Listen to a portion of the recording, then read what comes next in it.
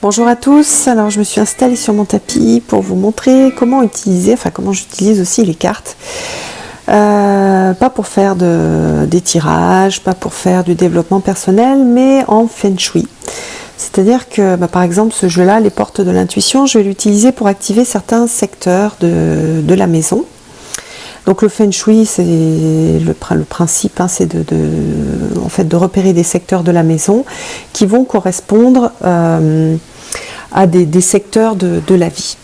Alors, donc on a en fait 9 secteurs qui vont correspondre à 9 secteurs de la vie. Et par exemple, avec ce jeu-là, je vais utiliser cette carte-là, qui est la carte de l'abondance, et pour activer le secteur on va dire de la richesse, de la prospérité. Donc c'est le secteur sud-est, donc je vais le mettre au sud-est sur une étagère qui est au sud-est de mon salon. Et puis on voit donc c'est vert, donc on est bien dans la couleur du secteur, de ce secteur-là. Donc voilà, cette carte-là, elle est parfaite. Après, donc j'ai classé un petit peu les cartes pour voir qu'est-ce que je pouvais utiliser pour activer d'autres secteurs. Donc là, par exemple, on a le secteur de l'amour. Bon, moi, je cherche pas un nouvel amour, j'en ai un, donc je garde, je peux mettre cette carte-là. Si, par exemple, j'étais en recherche d'amour, j'aurais pu mettre celle-ci. Ou je peux mettre celle-ci et la découper, voilà, puisque le message ne correspond pas. Mais voilà. Après on a le secteur par exemple ici c'est le secteur des guides, le secteur des mentors. Donc celle-ci, en la découpant, je peux récupérer donc la main avec la colombe. On a celle-ci qui correspond au Z, qui est assez sympa. Alors normalement la couleur, c'est donc comme c'est lié à l'énergie métal, on a blanc, argent, or. Comme on a de l'or autour, on peut considérer qu'elle est pas mal, mais bon voilà, par exemple celle-ci, elle est bien, elle est argentée, et puis on a de l'or autour, et puis c'est la perle. Après donc on a par exemple aussi celle de la carrière.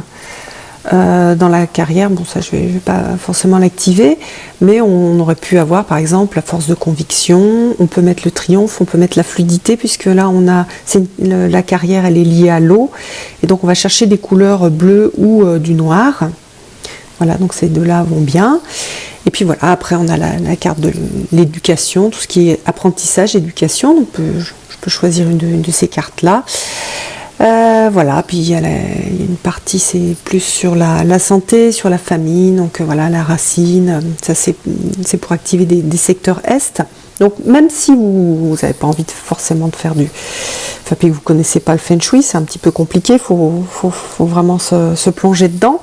Vous pouvez aussi utiliser les cartes comme on fait un peu sur un hôtel, mais pour activer une partie, un endroit, par exemple dans votre chambre, sur votre table de chevet, vous pouvez mettre une carte liée à l'amour, côté du lit, que vous soyez accompagné ou non.